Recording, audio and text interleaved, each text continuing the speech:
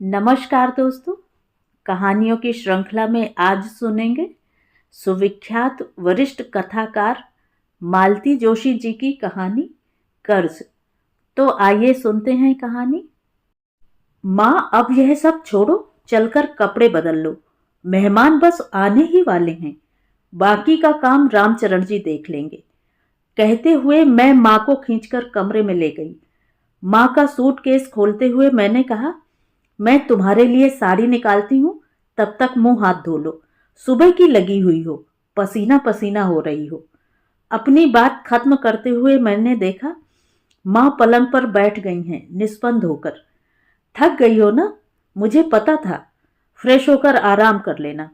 विनीता, माँ ने धीरे से कहा, कपड़े बदलना क्या जरूरी है? तो क्या इन कपड़ों में बाहर जाओगी? जानती हो आज खाने पर कौन आ रहा है? कौन? पापा जी के खास दोस्त हैं। पिछली सरकार में मंत्री थे, पर आज भी उनका रुतबा कम नहीं है। पर दोनों मियाँ बीवी बड़े डाउन टू अर्थ हैं।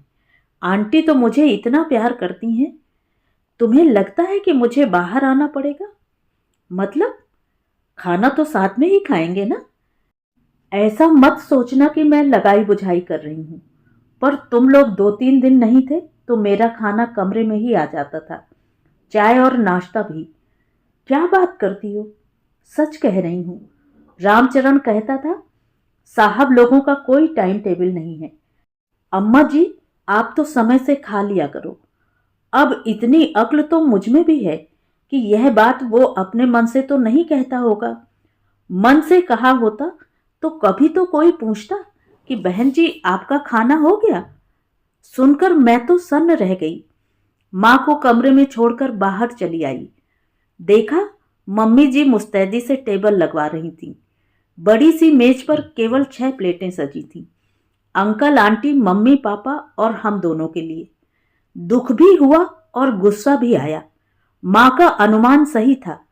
मैं अपना गुस्सा पी गई और मैंने मन ही मन एक योजना बना ली। उसके तहत अपनी प्लेट चुपके से हटा ली। मेहमान आकर बैठ गए और मैंने खाना परोसना शुरू किया। सब कुछ परोसा जा चुका तो मम्मी जी मिश्री घुले स्वर में बोली, विनीता बेटे, आओ तुम भी आ जाओ। अरे, तुम्हारी प्लेट कहाँ है? मम्मी जी, मैं बाद में खा लूंगी। रामचरण जी अकेले सब संभाल नहीं पाएंगे। मैं बाद में माँ के साथ खा लूंगी। वे अकेली खाएंगी तो अच्छा नहीं लगेगा। तुम्हारी माँ आई हुई है? आंटी ने पूछा। हाँ आंटी, मैं अपना थीसिस सबमिट करने के लिए भोपाल आई थी। हम दोनों ही संध्या काल आ गए थे, तो मैंने कुछ दिनों के लिए माँ को बुला लिया था। संभालने वाले तो हैं, पर घर का कोई हो तो अच्छा रहता है। मम्मी जी को तो घर बाहर दोनों ही देखना पड़ता है ना। तो अपनी माँ को बुलाओ ना, साथ में खाएंगे।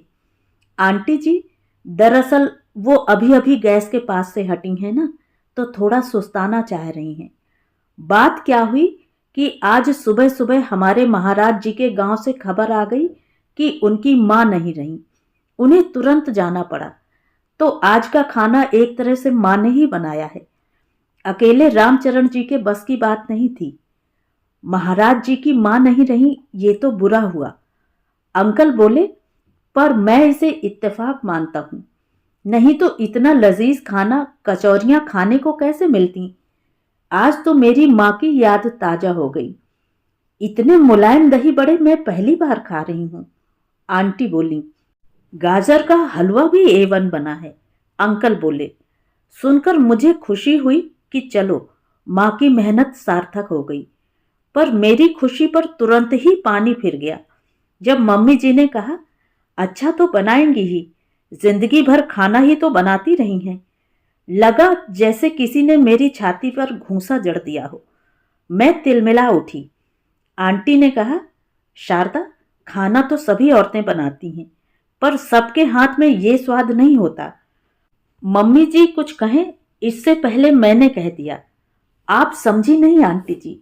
मम्मी जी के कहने का मतलब यह था कि माँ जिंदगी भर टिफिन सेंटर चलाती रही हैं, एक्सपर्ट तो होंगी ही। Tiffin centre? आंटी ने पूछा। हाँ आंटी जी, हम लोग बहुत छोटे थे जब हमारे पापा नहीं रहे। माँ ने टिफिन सेंटर चलाकर हमें पाला है। मेरे दोनों भाइयों ने उनकी मेहनत को सार्थक कर दिया। बड़े भाई डॉक्टर हैं और छोटे भाई फिजिक्स के प्रोफेसर हैं। एक मैं ही फिसड्डी रह गई, सिर्फ एमए। फिसड्डी क्यों, पीएचडी हो तुम, पापा जी ने कहा। पापा जी, अभी तो थीसिस सबमिट की है, डिग्री मिलेगी तब ना पीएचडी कहलाऊंगी। तुम्हारी पीएचडी कोई रोक नहीं सकता। आज से अपने नाम के आगे डॉक्टर लिखना शुरू कर दो, अंकल जी ने कहा। और फिर बातों का ट्रैक बदल गया। खाना सानंद संपन्न हुआ। सौंफ इलायची खाते हुए आंटी बोली, अरे बहू रानी, अपनी माँ से तो मिलवाओ। मैंने दरवाजे पर दस्तक दी। माँ ने दरवाजा खोला और बाहर आईं। क्रीम कलर की साड़ी में वह इतनी ग्रेसफुल लग रही थी कि जी खुश हो गया। मैं परिचय करवाती, इससे पहले ही आंटी ने उन्हें गले से लगा लिया। बहन जी, किस किस बात की तारीफ करूं? आपकी साड़ी की, आपके खाने की, या आपकी बिटिया की? सच बहुत प्यारी लड़की है। बहुत अच्छे संस्कार दिए हैं आपने अपनी बिटिया को, माँ ने विनम्र भाव से कहा। अब वह मेरी कहाँ रही, जैसी भी है अब आपकी है। बिल्कुल ठीक कहा आपने, अब तो यह हमारी प्यारी बहू रानी है, कहकर आंटी ने मुझे गले से लगा लिया। फिर बोली, माँ को लेकर एक दिन घर आओ ना। आंटी जी, ये मेरे हिस्से आती कहाँ हैं? 4 दिन के लिए किडनैप करके लाई हूँ। इनके प्राण तो पोते पोतियों में बसते हैं। दोनों भाभियां जॉब करती हैं, बच्चे इन्हें सौंप जाती हैं। दिन भर आंगनवाड़ी चलती रहती है। भाग्यवान है बेटा वे बच्चे जिनके सिर पर दादी का हाथ है। अच्छा, मैं चलूं अब, आपसे मिलकर बहुत अच्छा लगा। फिर एक बार गले मिलकर वे चल दी। मैं भी उनके पीछे चल दी। हमारे चलते ही डाइनिंग रूम के पर्दे के पीछे सरसराहट हुई। समझ गई कि मम्मी जी पर्दे के पीछे खड़ी सब देख सुन रही थी। साथ आ जाती, समधिन से परिचय करवा देती तो कोई छोटी थोड़े ही हो जाती। पर आभिजात हर जगह आड़े आ जाता है। मेहमानों को विदा करने के लिए हम लोग बाहर तक गए। श्रीमान जी हॉल के दरवाजे पर ही रुक गए तो मैंने वहीं अंकल आंटी के पैर छू लिए। अंकल के जाते ही मैं भीतर जा रही थी क्योंकि माँ खाने के लिए रुकी थी। मैं मुड़ी ही थी कि इन्होंने कहा, सुनो। मैंने देखा उनकी आंखें अंगारे सी जल रही थी। ये टिफिन सेंटर की बात जरूरी थी? बात तो मम्मी जी ने ही उठाई थी। मम्मी के कहने का आशय सिर्फ इतना था कि तुम लोगों के यहाँ खाना बनाने के लिए कोई नहीं था। मैंने सोचा, ऐसा आधा अधूरा सच बताने से क्या फायदा? अंकल आंटी तो अपने ही हैं, उन्हें पूरा सच बताना चाहिए। आपको शर्म आ रही है? नहीं, गर्व से मेरा सीना फूल रहा है। उनके स्वर में व्यंग था। मैं कुछ तीखी बात कहने जा रही थी कि हॉल के पर्दे के पीछे मुझे 2 पैर नजर आए। मम्मी जी शायद मेहमानों को विदा कर लौट आई थीं। पापा जी रोज की तरह खाने के बाद बगीचे में चहलकदमी कर रहे होंगे। मम्मी जी दरवाजे पर रुक गई थीं, जिसका मतलब साफ जाहिर था कि वे हमारी बातें सुनना चाहती थीं। उन्हें सुनाने की गरज से मैंने उनके बेटे से कहा, एक बात कहूं, हम आपके दरवाजे नहीं आए थे। इतने बड़े घर की ओर झांकने की भी हमारी औकात नहीं थी। प्रस्ताव आपकी ओर से आया था। पापा जी हमारे कॉलेज में गेस्ट बनकर आए थे। उन्हें मेरा गाना अच्छा लगा, मेरा भाषण पसंद आया। उन्होंने प्रिंसिपल मैडम से मेरी पूरी जानकारी ली और हमारे यहाँ प्रस्ताव भेज दिया। हमारे यहाँ से तो मना करने का सवाल ही नहीं था, पर आप मना कर सकते थे। मम्मी जी की हामी की बात मैं समझ सकती हूँ। कई बार औरतों को लगता है कि छोटे घर की बहू अच्छी होती है, दब कर रहती है, पर आप मना कर सकते थे। हालांकि उन दिनों घर की हालत बदल गई थी। दोनों भाई नौकरी में आ गए थे। माँ ने अपना काम करना बंद कर दिया था।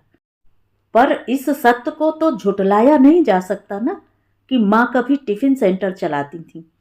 हमने सत्य छिपाने की कोशिश भी नहीं की। माँ का कहना था कि शादी के मामले में सारे पत्ते खुले होने चाहिए, इसीलिए आप चाहते तो मना कर सकते थे। जिंदगी भर शर्मसार होने से तो अच्छा था माँ बाप का विरोध करना। तुम्हें कभी शर्मिंदगी महसूस नहीं हुई? नहीं। I am proud of my mother. उन्होंने जिस मेहनत और दिलेरी से हमें बड़ा किया है, उस पर मुझे गर्व है।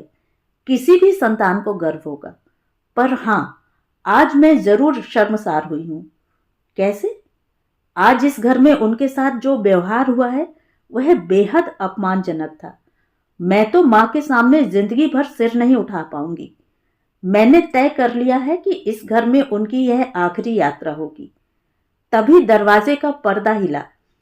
मम्मी जी भीतर दाखिल हुई। ये तो एकदम चौंक ही गए थे। मम्मी जी ने हमारी ओर देखा। शायद कुछ कहने को थी कि मेरे बगावती तेवर देखकर उन्होंने अपना विचार बदल दिया और चुपचाप अपने कमरे की ओर चली गईं। मैं खुश थी। मेरी बात सही जगह पर पड़ गई थी। मुझे लग रहा था मैंने मां के पसीने का कर्ज अदा कर दिया है। तो ये थी कहानी। कहानी आपको कैसी लगी? कमेंट करके ज़रूर बताएं।